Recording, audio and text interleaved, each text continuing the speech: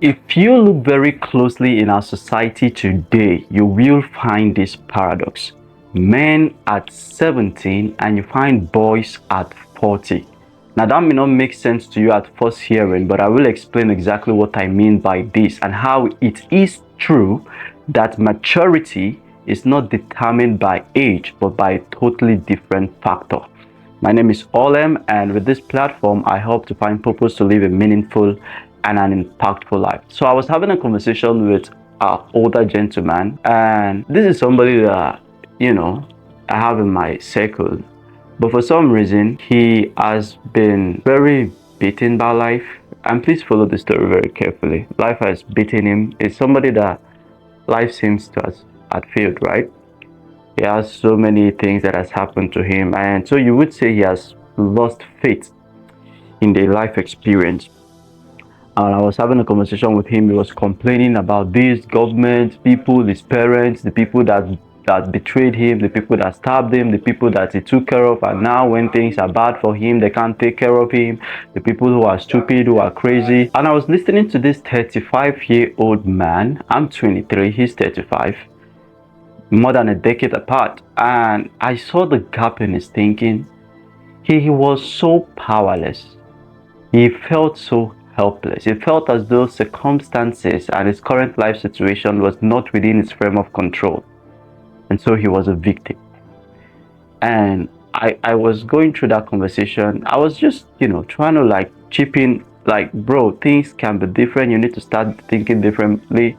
But I tell you this, and I regret to say it, that he's come to a position in his life where he has lost faith in his ability to sit on the driver's seat of his life. He submitted himself to fate and the winds of time. And that's very pitiful. And I say it right now, and I'm probably going to make the decision to avoid associating myself with him, because whatever you continuously hear becomes a conviction to you. Faith comes by hearing, and also losing faith comes by hearing, right? So if you hear faithlessness, you lose the little faith you have. So I may need to cut my association with him and disassociate myself from him. I say that because you want to understand that life really is within your control as a young person. Things happen to you, things happen against you, things happen that you seem to have not played any role in making them happen. But in the final analysis, if you're going to be an empowered person, you need to accept voluntary responsibility for everything that happens in your life. The key to maturity is not the chronological passage of time, but the willingness to adopt responsibility. You become matured not because you're getting older, but because you're getting wiser. And responsibility breeds wisdom. Responsibility gives you wisdom. The willing adoption of responsibility puts you in the driver's seat. It puts you in the place of power. It makes you powerful. And the definition of power is your ability to compel compliance, your ability to bend reality to your will. You're as powerful as you being able to bend reality to your will. So the reason why God is all powerful is because he can bend all reality to his will. So you want to understand that the moment you begin to lose that ability, the moment you begin to think yourself as a victim of circumstances, the moment you begin to feel and refuse to take up responsibility, you become powerless. You need to take up responsibility. And the first person that you need to take up responsibility is for your life. And I'm going to dwell here for a moment, right? Especially if you're a young person and you're starting from the rock bottom. What you want to understand is the circumstances into which we are birthed has absolutely no correlation with the circumstances upon which we die. You can start from nothing and become somebody. You can start from nobody and go ahead to do great things with your life.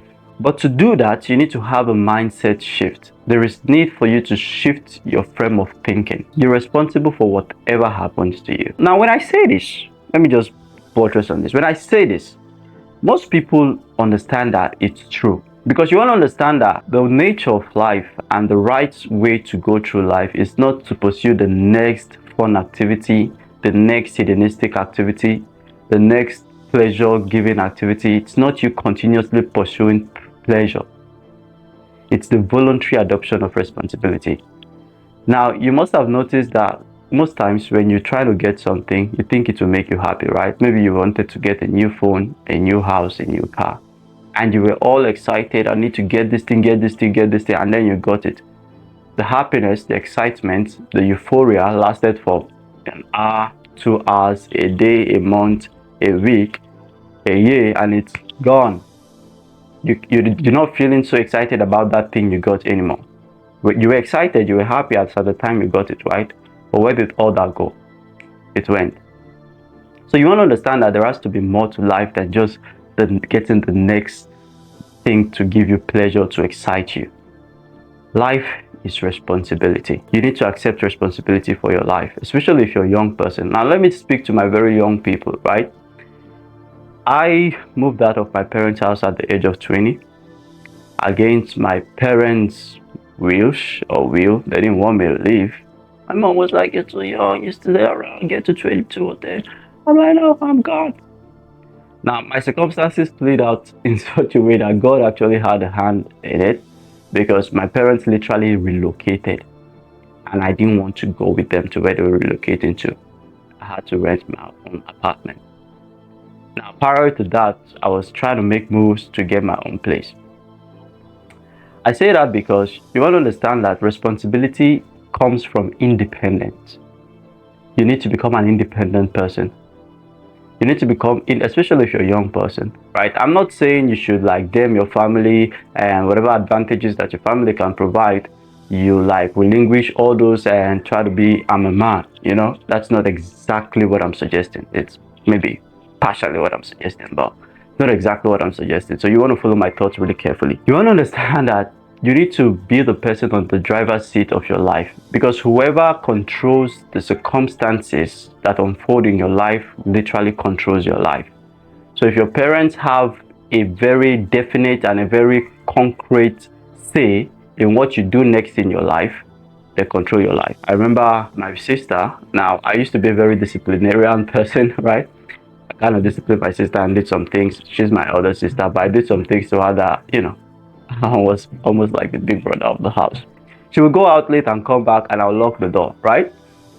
And that would be, and there were some days I literally locked her out of the house. And I'll tell my parents she's not getting in. I say that to say it was a very deliberate attempt to try to caution her. She was an adult, but because she was dependent on access to that room for her to sleep, me to some degree having control, I deprived her of that privilege. So whoever controls resources can make them inaccessible to you. And when they have such a control, then they have power over you. So you want to become somebody who is independent of other people's thinking. You want to become absolutely independent. And to do that, sometimes as a young person, you need to just leave your parents. I tell you, get away from them. Get away from them. I'll share a story with you. So I woke up on a very sunny Sunday, and I went to, there was nothing for me to eat that day. Nothing. I had no food, no money. I'd moved out of my parents' house. I was staying alone. My house was my apartment, little apartment, nothing inside. I was broke as hell. And that particular Sunday, I had nothing to eat. I thought, and I realized that there was somewhere rather to go get cashews. There was an area where there were bushes and there were cashews in that area. And I had to go there to get cashews. Getting there, I found out there were no cashews. So on my way back, I saw a tree with unripe mangoes, and I plucked the unripe mangoes, and that was my breakfast, lunch, and dinner. Unripe mangoes. With all the gases, with all the stomach upset, I literally regretted it. And I still had to do it the second day because I had no option. My parents were not close to me. There was literally nobody I could like run to and say, hey, imagine my parents were around right now. I would just go to their house and eat and leave. Such experiences and many more of such experiences shaped me to become a man. I was having a conversation with an elderly woman that I'm very acquainted with, and she knew me while I was growing up. She was one of those aunties around, and we grew up together with our kids, and she asked me, "Oh, where do you stay now?" I said, "I stay somewhere here." "You stay alone now?" I say, "Yes." "Oh," she said, you've become a man." Now, listen to that. You become a man. She has kids. We grew up together, but they're still living with her, still eating her food. Now she's looking at me with admiration because I've determined and I've been able to take up responsibility for my life. Now, I'm not saying that now, this is in no way to say that you should stupidly leave your parents' place without a plan, even though that wouldn't totally be a bad idea, right?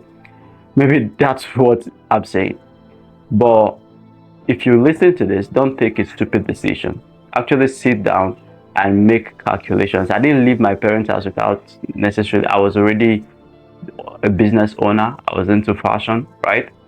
The business wasn't doing as well, but I knew that, with my skill, at any time something can come up, right? So you want to plan towards this. You don't want to leave without no source of finances. You're not working, you have no skill to trade for money.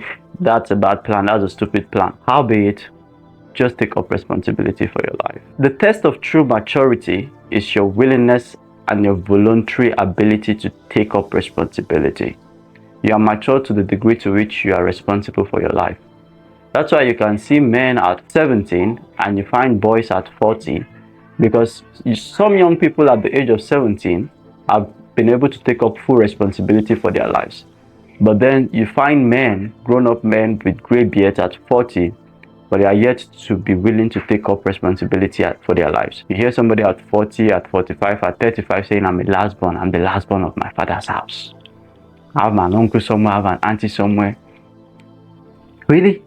Like, is that what you think life is about, for you to just survive and leverage on the investment of others and the sacrifices of others for you to just survive? Really? Life is more than that. So for you to be mature, you need to be responsible. Now listen to me very well. If you're a young person, you need to take up responsibility. Listen, I'm pondering on this. You need to take up responsibility, because there's a level of maturity you will never attain until you take up responsibility. You may be in your parents' house right now and they are feeding you, they are clothing you, they are sheltering you, and you go out and people look at you and you think anybody necessarily shows you respect or has some level of respect towards you. That's a blatant lie. You don't even respect yourself. You are 25, you're 30, you are still in your parents' house. Ought not to be, especially if you're a man, a young man. You need to move out. Take up full responsibility for your life. Your parents have done enough. They may not be complaining, but that doesn't mean what is going on is right. They may not have told you, but that doesn't mean it's okay for you to still be in your parents' house at 30. And you want to understand that there is something that responsibility begins to do to you. It changes not only your mind, but even your physique. I tell you, there's a way you carry yourself, knowing that your life is fully under your control, and there's a new way you view the world. You view the world as someone who is responsible and responsible to contribute to the betterment of the world. Just imagine a census is going on, right? And maybe they're picking one man from every household, and they come to your father's house. Who do you think whose voice do you think will be heard? Yours or that of your dad? So your voice automatically doesn't count in your dad's house. But when you get your own house, when the census comes to your area, your voice will count. Listen to that again. Your voice will count. So long as you are under those privileges and those coverings and those shelterings and those, you really not heard. You really yet to be qualified to be identified as an individual. You may go out, there may be some privileges you're enjoying. Now, I'm not saying this as a stupid person, because if you intentionally decide not to take up responsibility for your life, not only will you become useless, you'll become non-contributory, which is technically still the same thing as being useless anyhow, right? But your life will not contribute maximally as it could and should contribute. So you want to grow out and build your empire. A lot of things. I had a friend of mine, I was talking to him, a younger person, a year younger than myself, And he admired the fact that I was able to move out of my parents' house. I'm coming from way back. If you know the kind of circumstances into which I was birthed, taking that decision as at the time I took it seemed stupid because there was nothing planned. I had to sleep in my shop. I had a fashion shop, a little box for a fashion shop, and I slept there for a period of 6 7 months because I couldn't afford to get my first apartment. The place was not very covered. I had mosquitoes bite me. You can imagine going to sleep and coming up alive or waking up with mosquito bug bites all over your body. I could literally see blood on my body. Imagine, like, I was lying down on the table I used to cut clothes. But all those experiences forced me into being the person who thinks maturely, and so I'm able to relate to people when they're going through this journey. But when you're being shielded, when you're being covered, there are some things that people would relate with you, and you can't. You can't relate. There will be a dissonance. There will be no alignment because you've really not had some experiences. To some degree, I've had so much experiences in my life right now that now don't get me wrong. I'm not saying I've had life the worst, but I've had it very bad, right? In the past. Now things have changed. Very grateful to God for how far I've come in my life and journey. But looking back at how far I'm coming from, it's been an amazing journey. And you said the bigger the battle, the harder the battle, the sweeter the victory, right? Now there are some things I enjoy, privileges you may call it, or some position I've gotten to that those past experiences cannot repeat. They can't happen again. Like me waking up without food to eat. Now if I decide not to eat, it's because I don't want to eat. God has been that faithful, right? Amongst other privileges I've been able to enjoy with growth and transformation. But I tell you, all those came as a result of me knowing that there is no backup nowhere. I'm the backup. I'm responsible for my life. At the age of 17, I walked out of church on a cold Sunday morning with my parents sitting right in front of me. And the reason I did that is because I hated God. I hated my life. I hated my parents. I hated the fact that I was going to church for no reason. In fact, I was going to church. I wasn't really being a Christian. I wasn't practicing. I was just going to church because my parents bettered me into the Christian faith. And so I had this deep hatred for my parents. I had this deep hatred for God, for my entire life reality. And I blamed my parents for it, right? If they had given me better circumstances, if they bettered me into better situations, I would have done better with my life. Because starting from a very young age, I've always seen myself as an ambitious person. I've always wanted to do good things, great things. Funny enough, I've always wanted to impact people and help people. But when you wake up in the morning with starvation and you don't know if you're going to be able to get one meal provided to you by your parents for the day, there is what that does to your mind. There is a limit to which you can dream. A starved mind has limited dreams. And so I hated my parents for a very long time, a very, very long time, until I probably made the decision at the age of 18 or going to 19 that I was responsible for my life, and that decision transformed my life. I had better relationships with my parents. I have better relationships. I used to be the kind of person that when I'm moving on the road, strangers who don't know me will ask me why I'm angry. I was that angry.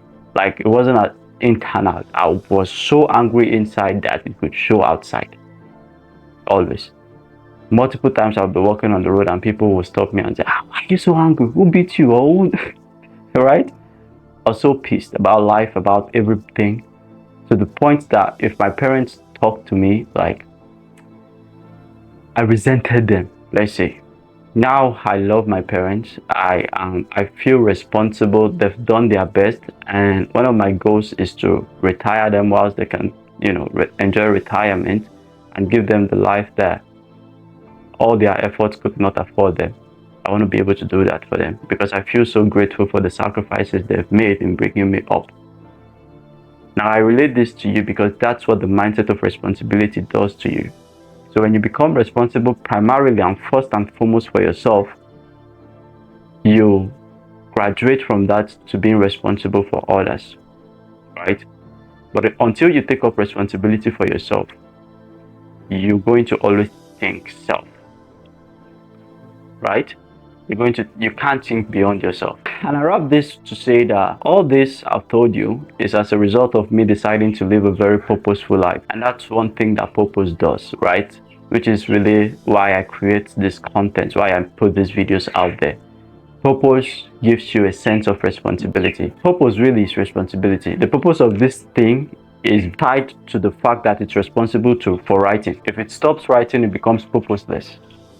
It becomes useless. So purpose gives you a sense of responsibility. And the first and primary purpose of every individual is to be a good person. I will emphasize this again. The first and primary purpose of every individual is to be a good person. Amidst you finding the great thing you want to be a president, a senator, a balabulu, you want to go to space, fly to the moon, you want to occupy Mars, or you want to go to Jupiter, or you want to go and live on the sun, whatever you want to do, right? Amidst all those great dreams, great ambitions, your primary purpose is to try as much as you can to be a good person. So this is your permission to take up some responsibility, man. Take up some responsibility. Be responsible for your life. Take up responsibility for your life. Sit on the driver's seat of your life. Because guess what? Who else will you trust to drive your life properly? Other people? Your parents? Your pastor? I'm not saying you shouldn't listen to people, but ultimately your life should be as a result of your decisions. Because your life really is a summary of your entire experiences, your entire actions. That's your lifetime, your life experience, your life actions. It's a culmination of all the actions you took during your life. So you want to make sure to a large degree those actions are as a result of your conclusions, not because you were subject to other people's influences. And that's a responsible life. Take up responsibility for your life. I extend this to my young ladies out there to some degree, but my emphasis really is on my young men. You respect yourself more, other people respect you more when you're responsible for your life. That said, watch this video again. I must have said some things that you didn't hear, you thought you heard, but please watch again. Share this video with someone, please. If you know a young person or somebody you just know that should hear this, please share this video with them. That said, as always, remember that I am waiting to celebrate your best life, and I'm rooting for you because I believe in you. See you in the next video.